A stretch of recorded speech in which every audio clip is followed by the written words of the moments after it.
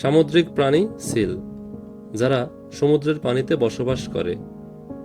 ছায়াছবির গান ও মানুষের মুখের ভাষা এরা নকল করতে পারে। এই সিল দেখতে অনেকটা ভারতীয় উপমহাদেশের ভোঁদারের মতো।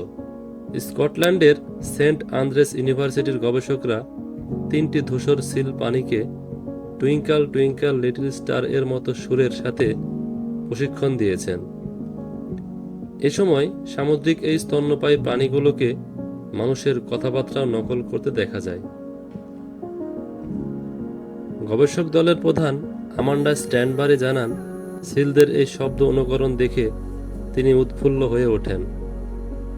তিনি বলেন, প্রাণীগুলোর এই শব্দ অনুকরণ একেবারেই হুবহু নয়, কিন্তু নমুনাস্বরূপ এই সুন্দর শব্দ সত্যি মনোমুগ্ধকর। স্ট্যানবারির আশাব্যঞ্জক এই মন্তব্যের পরও পুরো গবেষক দল বলছে, এর মানে এই নয় যে খুব দ্রুতই আমরা সিলস পানির সাথে কথোপকথন করতে পারব। সেন্ট অ্যান্দ্রেস বিশ্ববিদ্যালয়ের সমুদ্র বিজ্ঞান ইনস্টিটিউটের অধ্যাপক ভিনসেন্ট জ্যানিক বলেছেন, ভাষা অনুকরণ করা একটি অংশ, আর সেই ভাষা বোঝা অন্য জিনিস।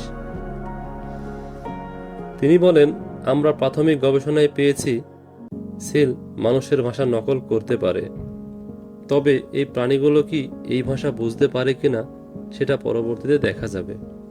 আমাদের এখন অনুসন্ধান করতে হবে আদৌ এই সিলগুলো কোনো কিছুর নাম বলতে পারে কিনা, যেটা তাদের কথা বলার জন্য প্রাথমিকভাবে প্রয়োজন। জেনিক বলেন, শব্দ তৈরির জন্য মানুষ যে স্নায়ু ও শারীরিক গঠন ব্যবহার করে, সিলও সেই একই অঙ্গ ব্যবহার করে। সিলগুলোর এই শব্দ উৎপাদনের বিষয়টি গবেষণা করতে হবে, যাতে করে তাদের কথাবার্তা শেখানো হয়।